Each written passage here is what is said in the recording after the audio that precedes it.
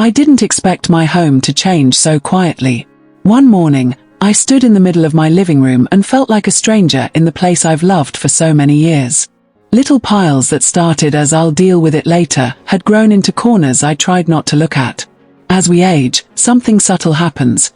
The energy we used to rely on doesn't always show up when we need it, and suddenly simple tasks feel heavier than they should. Then I heard a Japanese grandmother say, "A peaceful home begins with a peaceful heart," and that line stayed with me the whole day. It felt like she understood something I had forgotten. It made me wonder if one of the most powerful changes I could make wasn't about scrubbing or pushing myself harder, but about small habits that soften the way I move through my home.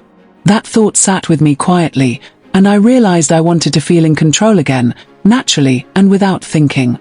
So I tried 10 traditional Japanese cleaning habits for 1 week, and what happened surprised me more than I expected. Before I tell you what shifted, let me say this gently. If you've looked around your home lately and felt overwhelmed, you're not broken and you're certainly not alone. After 60, the pace of life changes, and the goal is no longer to power through everything, but to find ways that support the body and calm the mind. And if hearing stories like this brings you even a little comfort or courage, you might want to subscribe so you don't miss them. Here's the secret. Sometimes all we need is to know someone else is walking the same path.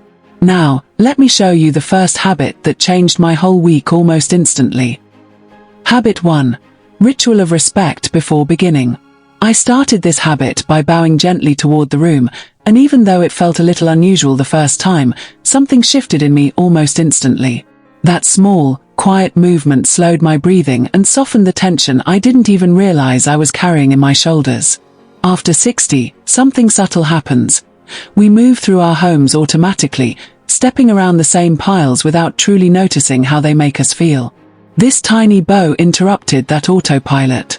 Standing with my feet about 16 inches apart, I felt steadier and more grounded, almost like I was reminding my body it still deserved calm, sturdy beginnings.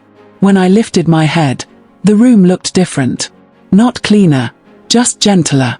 I noticed the way the morning light fell across the floor, the shadows along the wall, even the quiet stillness of the furniture waiting to be used again. Without thinking, I reached to straighten the curtain just an inch to let in more light because it instantly made the room feel softer. That moment reminded me that small adjustments, even tiny ones measured in inches, can change how a space feels in your chest. Here's the secret.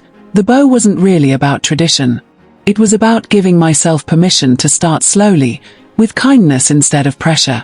As we age, the goal is to work with our energy, not against it. That 2-second pause helped me begin with intention instead of stress, and the emotional difference was surprising. I wasn't rushing, and I wasn't scolding myself. I was simply acknowledging the space that has held decades of my life. That little ritual softened my attitude toward cleaning, and toward myself. It made the whole task feel less like a battle and more like an act of gentle care. Habit 2. Mindful listening while cleaning. Instead of staring at the mess, I decided to listen, and it changed the whole mood of the room almost instantly. I picked up my cloth and really paid attention to the soft swish it made as it moved across the surface. The hum of the fridge in the background created a steady rhythm, almost like the house was breathing with me. Then there was the faint tap of the window, just a gentle sound from the outside world reminding me I wasn't alone in the room. As we age, something subtle happens. Our senses shift, and we stop noticing the tiny things that once brought comfort. Listening brought them back in a warm, familiar wave. Here's the secret. When you focus on sound, you naturally slow down. Without thinking, your hands move smoother, your shoulders drop a little, and your mind stops racing. The goal is not to rush through every corner, but to move at a pace your body can keep up with. Even the way the cloth slid across the counter, just a few inches at a time, made the task feel gentler on my wrists. Those small, steady motions reminded me of younger days when the house was full of life and noise, and I cleaned without even realizing I was doing it. The sound stirred memories I didn't expect. The swish reminded me of my mother wiping down her kitchen every night, the same slow, careful circle she taught me. The fridge hum brought back the sound of late-night snacks with my kids, opening the door for just one more bite. And that tap on the window took me right back to rainy afternoons when we would sit and listen, waiting for the storm to pass. Cleaning became less about the dirt and more about reconnecting with pieces of myself I had tucked away over the years. After 60, our homes hold decades of echoes, and listening helps us hear them again. It turns a simple task into a small, steady moment of comfort. And honestly, letting the sounds guide me made the room feel softer, calmer, and much less overwhelming. Habit 3. Gentle tool approach. Using one soft cloth for the whole room slowed my pace in the best way. I didn't realize how tense I'd become about cleaning until I held that single cloth and felt my shoulders drop a little. After 60, something subtle happens. Our hands tire faster, our balance shifts, and juggling a whole basket of tools becomes more frustrating than helpful. Keeping just one cloth in my hand made everything instantly simpler. I folded it into a small square, about 5 inches across, and it felt steady and natural to hold. I didn't have to search for anything or bend down for supplies. I could move gently from one surface to the next without thinking. Here's the secret. The softness of the cloth changed the way I treated myself. When I used gentle strokes, 6 inches at a time, slow and even, it felt kinder on my wrists and easier on my shoulders. I wasn't scrubbing like I had something to prove. I was gliding, letting the cloth do the work. The goal is to protect the energy we have, not drain it in the first few minutes, and this simple tool helped me do that naturally. The rhythm became calming in a way I didn't expect. Wipe, turn the cloth, wipe again. One corner for dusty spots, another for fingerprints, another for smoothing the side table. My breathing evened out, and the task stopped feeling like a chore. Without thinking, I realized how peaceful it felt to keep things simple. No noise, no rushing, just steady motions that respected my body's pace. And the most unexpected part was how it softened the voice inside me that always whispered, "You should be doing more." That little cloth showed me I didn't need to push myself the way I used to. I was allowed to take my time. I was allowed to go gently. And that feeling stayed with me long after I put the cloth down. Habit 4. Breathing technique before each task. Before each task, I took 3 slow breaths, and I was surprised by how quickly it changed the way my whole body responded. I placed one hand on the counter or the back of a chair to steady myself, inhaled for about 4 seconds, and let the breath out just a little longer than I took it in. Almost instantly, the tightness in my chest, the one I didn't even realize I'd been carrying, began to loosen. After 60, something subtle happens. We hold stress differently, not in big dramatic ways, but in small, quiet knots that sit in our shoulders, our ribs, even our lower back. Those 3 breaths helped me release some of that without thinking. Here's the secret. The breathing wasn't really about cleaning. It was about giving my nervous system a chance to catch up with my body. As we age, rushing hits us harder. The goal is to start each task feeling present, not panicked or behind. I stood with my feet about hip-width apart, maybe 13 to 15 inches, just enough to feel steady, and let my breath settle me before I moved. That tiny pause made it easier on my joints, too, because I wasn't bending or reaching while still tense. What I didn't expect was how naturally the calm carried into the task itself. When I reached for a cloth or opened a drawer, I wasn't bracing myself. I moved slower, smoother, with a sense of control I hadn't felt in a long time. The mess didn't feel like a mountain anymore. It felt like something I could handle one small piece at a time. And the emotional shift was real. For the first time in years, cleaning felt peaceful instead of pressured. Those 3 breaths reminded me that I didn't have to move fast to make progress. I just had to start with a steadier heart. Habit 5.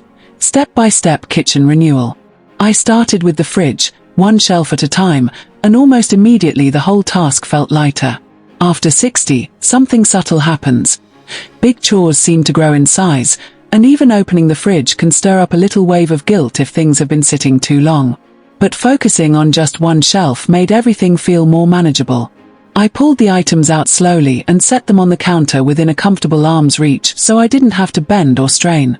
Then I wiped the shelf in small, steady strokes, maybe 6 inches at a time, and the cool, clean surface felt calming under my hand. It was the first time in a long while that cleaning didn't tense up my shoulders. There was no rushing, no judging myself for forgotten containers or expired jars. I simply noticed what needed to go, set it aside, and kept moving at a pace that felt natural. The goal is to make the space easier to live with, not to punish ourselves for how life gets busy. As I moved to the next shelf, I felt a little spark of confidence come back almost instantly. I rearranged things so the items I use most were at eye level, about 5 inches from the front, and it made the fridge look open, bright, and welcoming again. Without thinking, I wiped down the door compartments too, just because I finally felt capable enough to keep going. By the time I reached the last shelf, something inside me had lifted. The fridge wasn't spotless, but it looked fresh and orderly, and that small change shifted the whole energy of the kitchen. More importantly, it shifted something in me. Each finished shelf gave me back a sense of ability I honestly thought had slipped away with the years. It reminded me that small steps aren't just progress, they're proof that I'm still capable, still steady, and still in charge of my own space. Habit 6. Evening Reset Ritual. Every evening, I did a tiny reset as the sun went down, and it soon became one of the most soothing parts of my day. I wasn't trying to clean the whole room, just spending a few gentle minutes bringing a little order back into my space while the warm golden light drifted across the floor. After 60, something subtle happens. Evenings can feel heavier and quieter than they used to, almost like the day is closing in instead of winding down. But this small ritual softened that feeling almost instantly. I only handled the items within easy reach, a cup on the table, a book left open, a cushion slightly out of place, and it naturally made the room look calmer without draining any energy. Here's the secret. Evening light has a way of making everything feel softer. I would stand near the window for a moment and let that glow settle into my chest before I began. Then I moved slowly through the room, straightening only what my eyes kept returning to. A blanket smoothed with a gentle 5-inch tug. A stack of papers nudged into a cleaner line. A pillow lifted and dropped back into place with one soft motion. The goal wasn't perfection. The goal was to help the room feel like it was exhaling with me. As we age, our routines need to work with our energy, not against it, and this one fit naturally into my slower rhythm. I didn't bend far or stretch high. I stayed within the comfortable range of my arms, letting the movements be small and steady. Without thinking, my breathing slowed to match what my hands were doing. What surprised me most was how comforting it all became. The quiet house, the warm light, the easy motions, they made the evening feel safe, gentle, and settled again. Nights that once felt long and heavy began to feel warm and peaceful, all because of a tiny reset done in the soft glow of dusk. Habit 7. Gratitude-based letting go. Thanking items before letting them go was surprisingly emotional, far more than I expected when I first tried it. I picked up an old sweater, one I hadn't worn in years, and instead of tossing it straight into a bag, I paused and whispered, "Thank you." Instantly, something softened in my chest. After 60, something subtle happens. Objects stop being just objects. They become little anchors to moments, people, and seasons of life we're afraid to lose. This tiny act of gratitude made the sweater feel less like clutter and more like a chapter one had finished reading. Here's the secret. The gratitude turns the release into a gentle process rather than a painful one.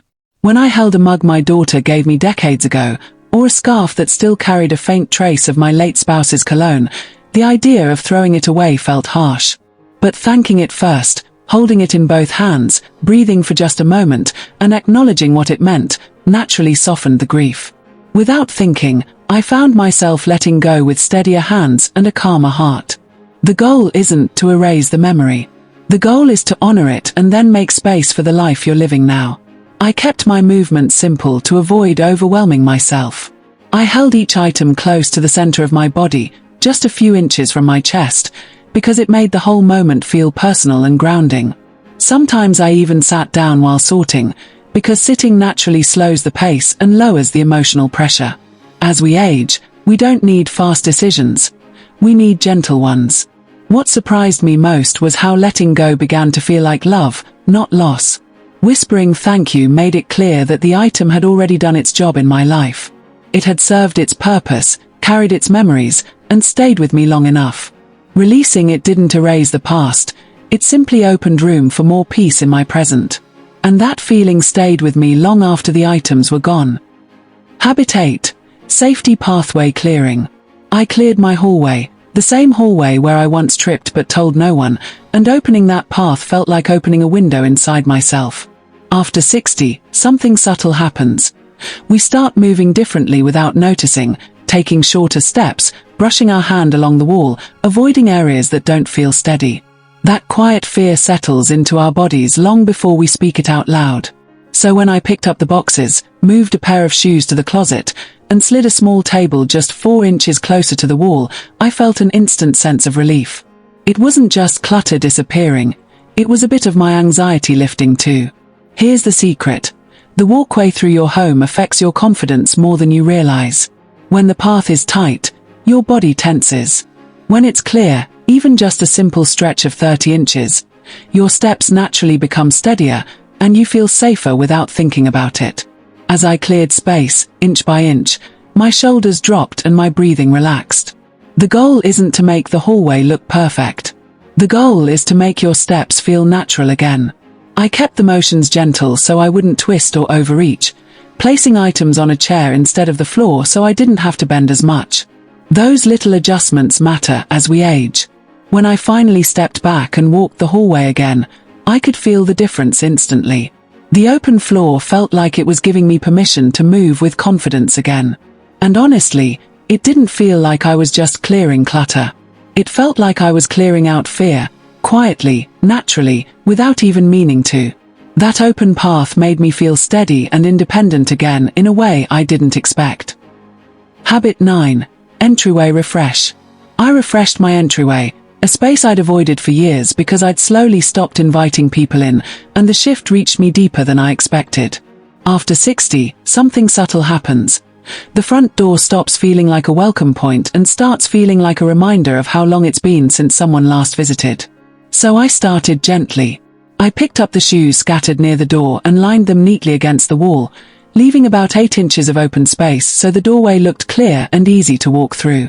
Then I wiped down the console table in slow, steady strokes, and almost instantly the whole area felt lighter, as if it exhaled. Here's the secret. Your entryway doesn't just greet visitors, it greets you every time you walk through it. When it's cluttered or dim, you naturally close yourself off.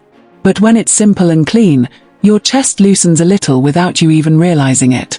I swapped out my old, worn mat for a fresh one, something warm and simple, and centered it so the edges of the floor showed evenly on each side.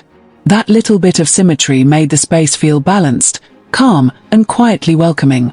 The goal wasn't to decorate, it was to create a soft landing place for my own spirit. As we age, we don't always notice the parts of our home that quietly make us feel small, and the entryway had become that place for me. But clearing it, placing a small plant by the lamp, and adjusting the light so it spread evenly across the wall made the whole space feel warmer and more alive. And the emotional shift surprised me most. Standing there in that refreshed doorway, I felt something open in me too, a reminder that even a small, tidy welcome can bring a sense of possibility back into a home. Habit 10. Morning light evaluation. The morning light test was the hardest, because it meant seeing my room exactly as it was, without the soft forgiveness of evening shadows. I pulled the curtains open slowly and let the light spill in, and the truth showed up instantly. After 60, something subtle happens. Morning light feels brighter, sharper, and somehow more honest. It lands on every surface in a way that reveals both the beauty and the mess. For a moment, I expected the familiar wave of shame to rise, the one that says, "You should have done more yesterday." But it didn't. Instead, I felt a small, warm sense of pride settle in my chest.